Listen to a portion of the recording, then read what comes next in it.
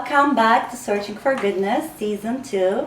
And today we have Sarah Halstead, and I'm so happy to have you. I get to watch your show twice in comedy shows you were hosting, and you were also a stand-up comedian with your husband, Rich. Excellent. And we really enjoyed it, and I had an opportunity to interview you both for Shalom. Yes. And I've been waiting to interview you for our podcast. Thank you. It's a pleasure to feature you. Oh, thank you for having me. I'm happy we were able to make this work, finally. Me too. And if you'd like to introduce yourself to our audience. Oh, sure. I'm Sarah Halstead. I'm a comedian and an actor based in Los Angeles.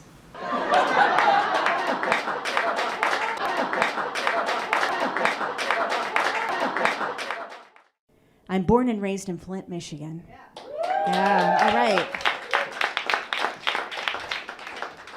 Thank you for your condolences, or I don't know, no. If you don't know Flint, good for you. No, I love Flint. I love my hometown. We're a wonderful community. It's just that if you drink the water, you'll die. That's all. That's all. We changed up our questions for Season 2. We have new questions. And the first one is going to be, laughter is a form of medicine, as they say. As a comedian, how do you define goodness? And how does comedy contribute for the good of the world? Oh, well, I think, I will never forget when I left home. I'm from Flint, Michigan. I'm from a suburb of Flint called Flushing, a really small town. And when I left home for Miami, I was moving to Miami to model, and my parents were very worried and petrified and didn't want me to go. And my dad could not bring himself to say goodbye, so it was over the phone, and I could hardly make out the words. He was crying so hard. And he said, treat others the way you want to be treated. But it was more like, treat others the way you want to be treated. It was really very, very dramatic. And I just never forgot that. And yes, it's a little cliche, and we hear that phrase all the time, but how often do we really treat others the way we want to be treated? And so I've always remembered that. And he raised me that way anyway. He was just kind of reminding me. So it's just kind of in my DNA. It's just innate. As a comedian, I have indoctrinated that philosophy. I treat everyone, I treat the audience the way I would want to be treated. So not only am I giving the laughs, and also finding that fine line of a reverence, because we do want there to be an element of surprise. Really nice comedians aren't that funny. So you got to have a little bit of an edge. But I particularly, just with my comedy, I don't do roasting. I don't eviscerate anyone from the audience. I don't attack anyone in the front. I do it in a very jovial way. When I do pick out someone in the audience, it's nice, and it's organic, and it's maybe a little edgy, but never, ever mean. And do you think when Rich tells his bro friends that he's dating an age-appropriate woman, do you think that they're saying, you go, bro? No.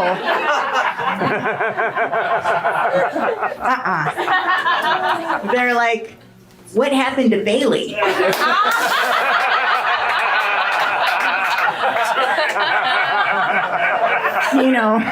The girl who used to live with her parents. Wait, bro, I'm sorry, bro. Age appropriate. I don't remember anything offensive in your jokes, and it's a golden rule. Actually, you gave a very good example through your dad, because when I first started this project, very, very first bone of it, was a book I read, Oneness. And in that book, there was like all different religions, what unites them. And that particularly do unto others as you'd like to be done to you was in almost every religion, every spiritual belief. So your dad was very wise for telling that. I think he is wise. Yeah, he's really zen. He's a musician. He's a classical guitarist and very content with his music. And he's inspiring. And he's just that thing that we hear all the time, but not everyone practices. treating others well, like you And want tweet to be treated. others as you'd like to be tweeted. Yes, tweeted. Yeah, they should. That's great. Oh man, when it was Twitter, that would have been great. Did you tweet? My Twitter says Really? that. Bessy Adut. Oh, that's so my great. little I love moment. it. Thank you. Now I don't know how you would make that work with X. X others the way you want to be X'd. Anyway. That was a good one. Okay. If you drink the water or if you bathe in it, we have very high levels of lead in our water, so high that it could cause severe abnormalities. I drank that water out of a garden hose for 18 years. I have something growing on my back. I don't know if it's a pimple or a nipple. But yeah, it doesn't matter. Who needs water? In wars, both sides get affected and hurt. How do you think peace can be achieved? Oh, well, the first thing that comes to mind, have women run more countries. Well, wishful thinking. That's all. Some of it just seems to be a lot of ego and testosterone, and I don't understand it. I never will. I don't understand the need for power and being the biggest. It's something that, as my female mind, I can't relate. Right. I mean, other than that, like now that, for instance, in America, we couldn't get a woman president. So what do you think the leaders can do to help the wars in the world? There's one in Ukraine and Russia going on. There's Gaza and Israel. And there's many more that we don't even hear in the news. Oh, I'm like sure. I just made a new friend. He's somewhere closer to the Ukraine areas, and there's another war going on there, and we don't even know. The news doesn't even cover. So, what else can we do to contribute to peace? Well, that's a different question. To contribute to peace, we can do a lot.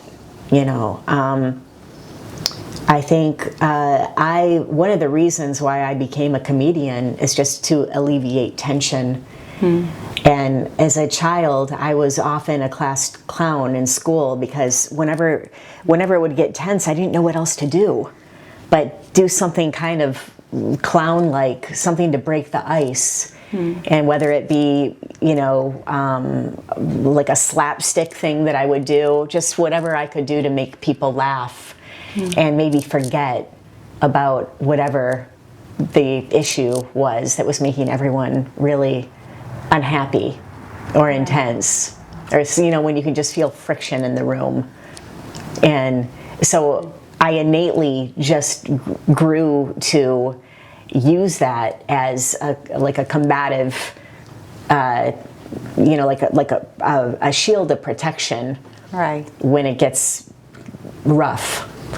And so from there I just kind of grew, that form, that mechanism. It really is almost like a defense mechanism, and I think it ended up being a good thing. I think if you have the ability to make someone laugh, I think that's really powerful. Not everyone has that ability, but I think if you can't make people laugh, don't make it worse. Right. I think just whatever you can do to help someone. If you see someone crying, stop and ask if there's anything you can do for them. Get them a bottle of water. Just the small things. True. Like looking up from our phones, being present and noticing what, if anything, is in duress, because we have the power through just little teeny tiny actions to make the moment a bit better. True, that's true. And John Lennon, I think, had a quote. I can't remember exactly how it was, but system doesn't know how to deal with you when you use violence, but they don't know how to deal with you when you use sense of humor or arts. And of course, there's nothing funny about people dying and getting hurt, but the core of the problem, why they're fighting for war, why these wars are, they can be looked at from a funnier perspective and see how ridiculous this is. Like there can be, like at this time and age, people can set up meetings and talk it out and find a solution to this instead of using violence. Yes. In the age of communication, like Yes. find a solution and logical solution to this. That's my opinion. I agree with you. That's a beautiful opinion.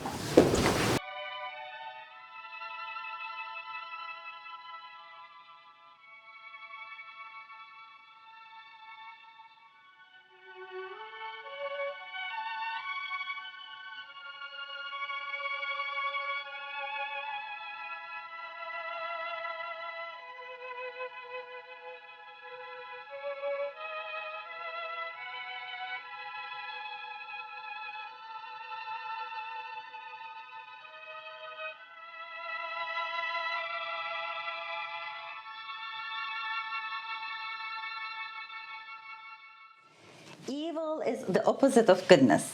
In your view, why is there so much evil in our society, and what do you think causes it? Not enough therapy. They weren't hugged as a child.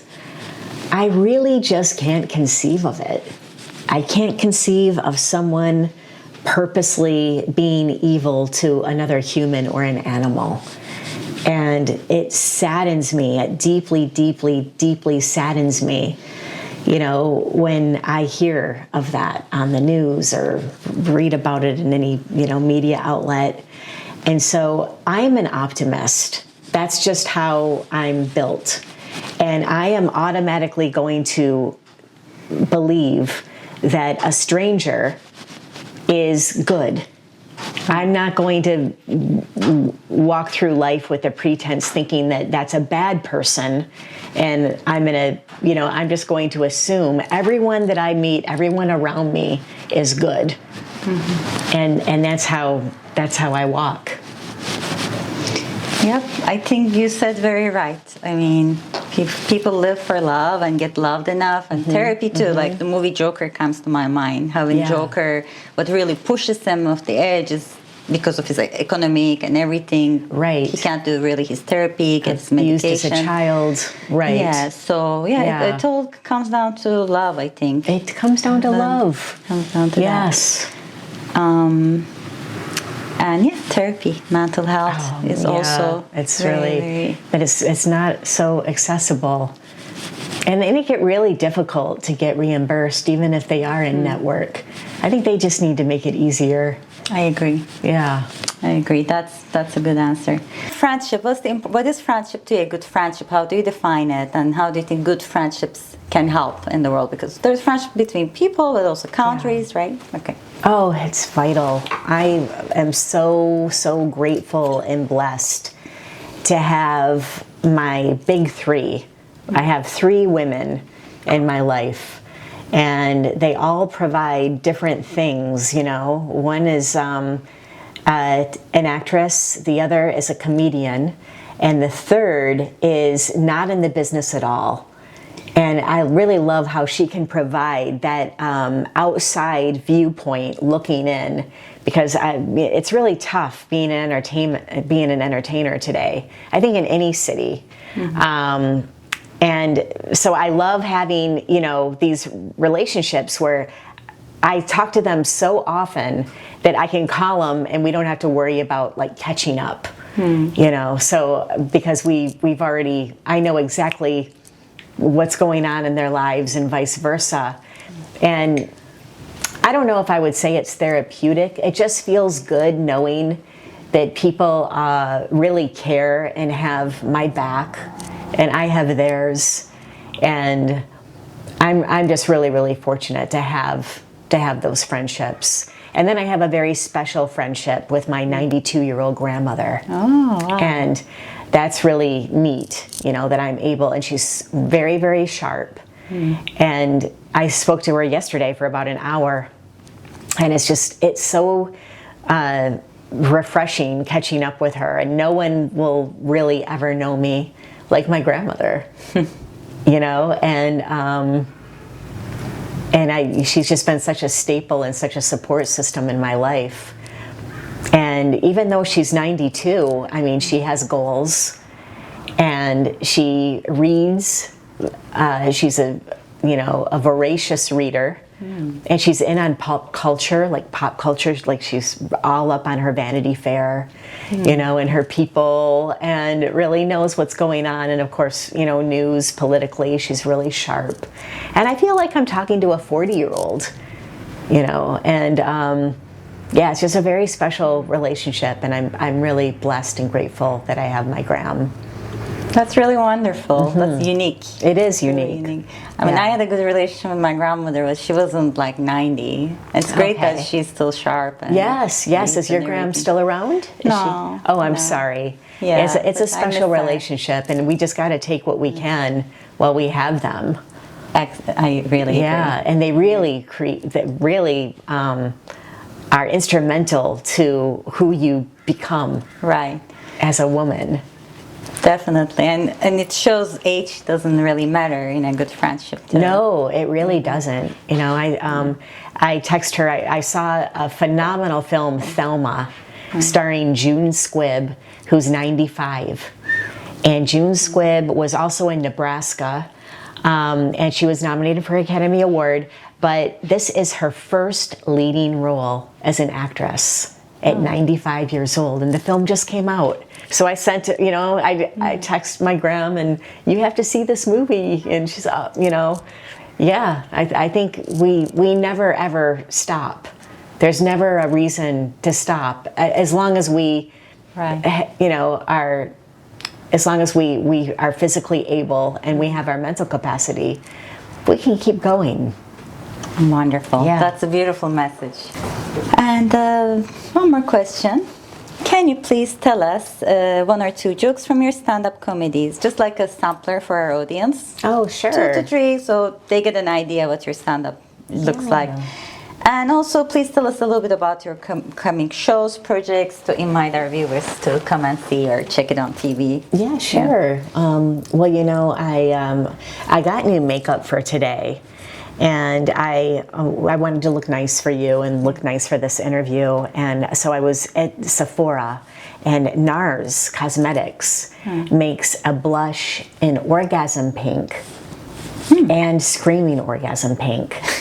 Yeah, did you? I couldn't decide, so I chose the color Almost There. So that's an oldie but a goodie. I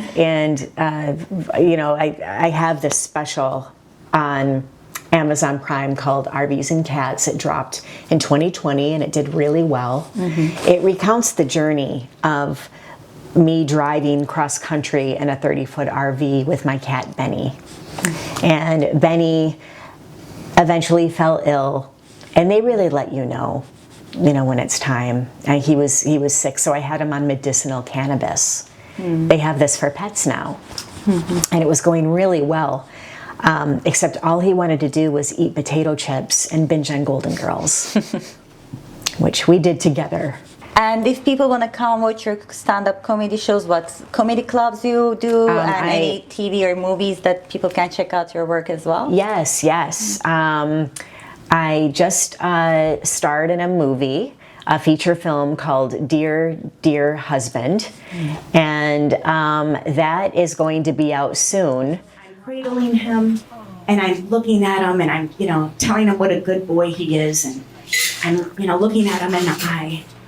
And when she goes to give him the second shot, Rich says, "Go to Jerry."